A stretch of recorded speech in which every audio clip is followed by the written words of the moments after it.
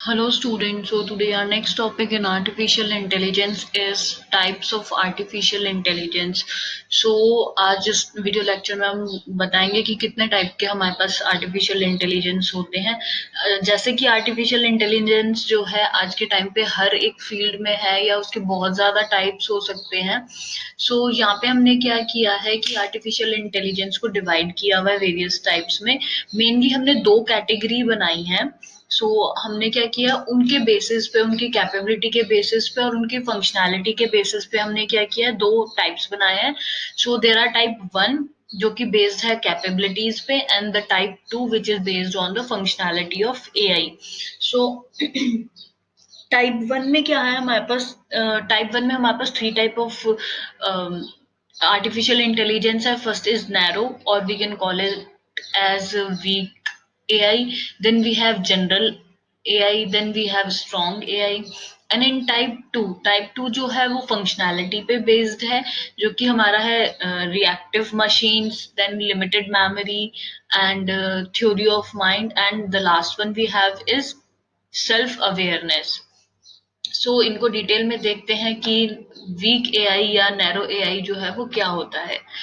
अब अगर हम एआई की बात करें on the basis of capabilities, हमारे पास फर्स्ट आर्टिफिशियल इंटेलिजेंस है, दैट इज नैरो एआई, और we can say weak artificial intelligence. तो ये क्या होता है, ये एक टाइप ऑफ आर्टिफिशियल इंटेलिजेंस है which is able to perform a dedicated task with intelligence.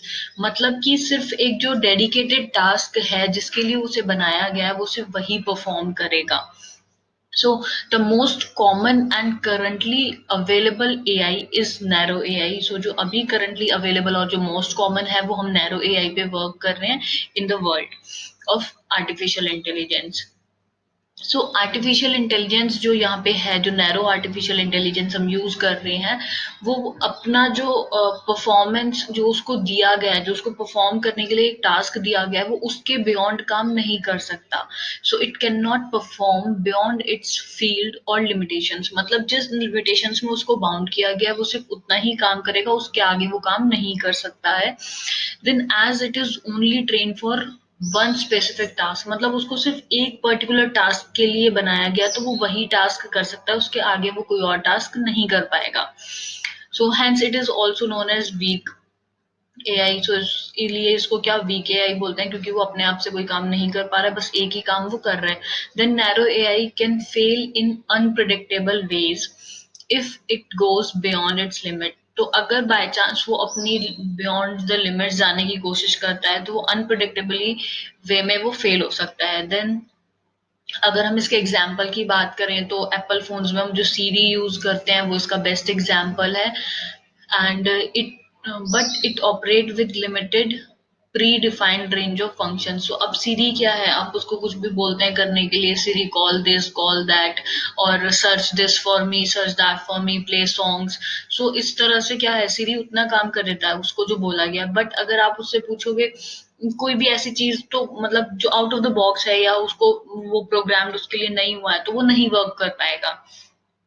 सो ये सिर्फ लिमिटेड टास्क के लिए उसको क्या किया गया, प्रोग्राम किया गया है। Then IBM's Watson super computer was also comes under narrow AI. जो हमारे पास IBM का वॉटसन सुपर कंप्यूटर है वो भी नैरो एआई के अंदर ही आता है। एज इट वर्क्स, ये एक्सपर्ट सिस्टम को यूज करता है और कंबाइन है with machine learning and natural learning process. ये उसके कॉम्बिनेशन में बना हुआ है, बट स्टिल ये क्या है, नैरो एआई में आता है। देन अगर इसके एग्जांपल्स की बात करें नैरो आर्टिफिशियल इंटेलिजेंस की, हमारे पास प्लेइंग चेस है, purchasing suggestions on e commerce site है। जैसे हम कुछ भी, सपोज हम सर्च कर रहे हैं, हमें मोबाइल किसी भी वेबसाइट पे, तो क्या होगा कि हमारे पास जो सजेशंस आने लगेंगे हमारी ई कॉमर्स साइट पे, वो सारे क्या मोबाइल्स ही शो करने लगेंगे। देन सेल्फ ड्राइविंग कार भी इसका ऑप्शन एग्जाम्पल है।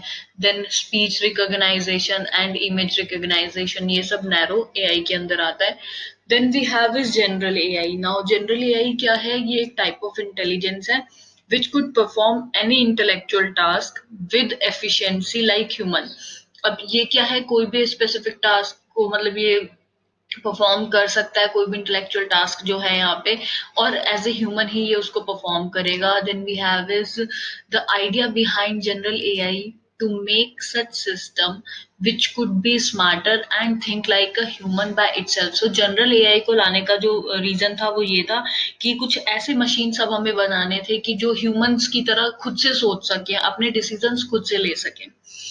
Then currently there is no such system exist which could come under general AI and can perform any task like a human. So अभी तक ऐसा कोई भी नहीं है कि जो खुद से ऐसे एज ए ह्यूमन वर्क कर सके. अभी तक जो भी है वो सब वही है जो लाइक प्रोग्राम बेस्ड चल रहे हैं. बट अभी इनिशिएशन स्टार्ट हुए हैं, जैसे कि एक रोबोट सोफिया है वो डिजाइन हुआ है, सो वो जनरल एआई के अंदर आ रहा है. So then we have worldwide research are now focused on developing machine with general AI. So जो अभी researches चल रही हैं तो वो सारी जनरल एआई पे चल रही हैं, अब नैरो एआई पे नहीं, अब जनरल एआई पे रिसर्चेस चल रही हैं. So we can make a machine जो ह्यूमन की तरह सोच सके और काम कर सके और अपने डिसीजंस खुद से ले सके. Now as system with general AI are still under research, and it will take a lot of effort and time to develop such system. So अभी जब इसके अंदर काम चल रहा है तो बहुत ज्यादा efforts और time लेगा to develop. Now next we have is super AI. Now super AI is level of intelligence of system at which machine could surpass human intelligence and can perform any task better than human. So अब super intelligence जो है, super intelligence में क्या होगा कि हम कुछ ऐसी मशीन्स बनाएंगे जो कि सिर्फ ह्यूमन की तरह काम ना करे, इवन वो ह्यूमन से बेटर परफॉर्म करे. ओके, सो वो क्या करेंगी, ह्यूमन से ज्यादा बेटर परफॉर्मेंस उनका होगा. Now it is an outcome of AI, general AI. So ये जो है आउटकम होगा जनरल एआई का. नाउ सम की characteristic of strong AI includes capability, include the ability to think, to reason, solve the puzzle, make judgment, plan, learn, and communicate by its own. So इनका जो main जो characteristic रहेगा strong AI का वो क्या होंगे कि वो जो मशीन है वो खुद से सोच सके, अपने आप से रीजंस उसके आए, देन वो रीजनिंग कर सके. रीजन यहाँ पे जो है रीजनिंग के लिए यूज हुआ है. सो रीजनिंग का मतलब क्या है कि आपके पास इंटेलिजेंस है, बट आप जब डिसीजन ले रहे हो अपना इंटेलिजेंस के बेस पे, उसको हम रीजनिंग बोलते हैं. सो कोई भी पजल सॉल्व करने के लिए हो, या कोई जजमेंट मेक करना है, जजमेंट बनाना है, या कोई प्लान करनी है कोई चीज, या किसी चीज को लर्न करना है, आपको कम्युनिकेट करना है खुद से, तो वहां पे जब ये सारी चीजें एक मशीन के अंदर आ जाएंगी तो वो एक स्ट्रॉन्ग एआई होगा. Then super AI is still a hypothetical and concept of AI. So developing such system in real is still world changing task. So ये बहुत बड़ा world changing task होगा ये बनाना. So अभी जो हम है वो हम narrow AI पे हैं, dedicated for one task. Then we are almost moving towards the general, perform like human. Then the last we have is a super AI where intelligent than human, जो कि machines होंगी वो intelligent होगी human से भी. So next type we have in AI is based on the functionality. So the first we have is the reactive machines. Now reactive machines क्या हैं कि ये purely reactive machines are most basic type of AI. So जो सबसे ज्यादा basic type of AI machines हम use कर रहे हैं वो प्योरली रिएक्टिव है. Then such machine such system do not store memory और past experience for future action. So ये वाली जो मशीन्स होती हैं ये कोई भी अपना जो मेमोरीज है या पास्ट एक्सपीरियंस है उसको फर्दर आगे फ्यूचर के एक्शन के लिए स्टोर नहीं करके रखती हैं. These machines only focus on current scenario and react on it as per possible best action. So ये क्या है, फोकस करती हैं जो करंट सिनेरियो चल रहा है, जो करंट आपके पास बेस्ट एक्शन आप ले सकते हो, बस उस पर डिपेंड करती है. फ्यूचर के लिए कुछ नहीं सोच के रखा हुआ है. Then IBM Deep Blue system is example of reactive machine, so ये एक एग्जांपल है. Then Google's AlphaGo is also an example of reactive machine. The next we have is limited memory. Limited memory क्या होता है कि limited memory machine can store past experience और some data for short period of time. So अब यहाँ पे जो machines हैं वो क्या कर रही हैं, पास्ट एक्सपीरियंस को स्टोर कर रही हैं और कुछ डेटा को भी स्टोर कर रही हैं, लेकिन शॉर्ट पीरियड ऑफ टाइम, बहुत ज्यादा लंबे टाइम के लिए नहीं, थोड़े लिमिटेड टाइम के लिए वो स्टोर करती हैं. These machine can store data for limited period of time only. So limited time के लिए जो है वो डेटा को स्टोर करके रखते हैं. Like self driving car are one of the best example of limited memory. So जो हमारे पास, जैसे कि हमारे को नाम से पता चल रहा है लिमिटेड मेमोरी है, तो मतलब कुछ टाइम के लिए वो मेमोरी रहेगी. तो सेल्फ ड्राइविंग कार जो है यहाँ पे इसका बेस्ट एग्जाम्पल आता है. These car can store recent speed of near by cars. जो भी नियर बाय कार्स चल रही है उनके रिसेंट स्पीड को वो स्टोर कर सकती है.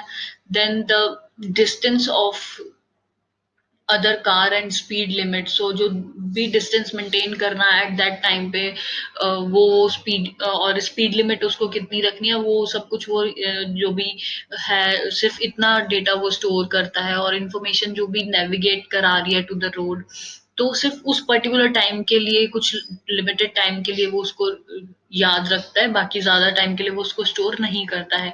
Then theory of mind. Theory of mind, AI should understand human emotion, people belief and be able to interact socially like human. So यहाँ पे क्या है कि जो machines हैं उनको humans के जो emotions हैं या उनका जो belief है, people है, उनको understand करे, वो उनके साथ interact कर सके, इस type से उसको बनाया जाए, then बनाया जाता है. Then these type of AI machines are still not developed, तो अभी तो नहीं बनी है, but researchers are making lot of effort and improvement for developing such machines. So अभी ऐसी machines बनी नहीं है जो कि human के expressions को या उनके emotions को समझ सके, या उनकी जो भी beliefs है उनके साथ interact जो है वो socially कर सके. But जो researchers हैं वो भी इस पे work कर रहे हैं to make these type of machines. Then self awareness.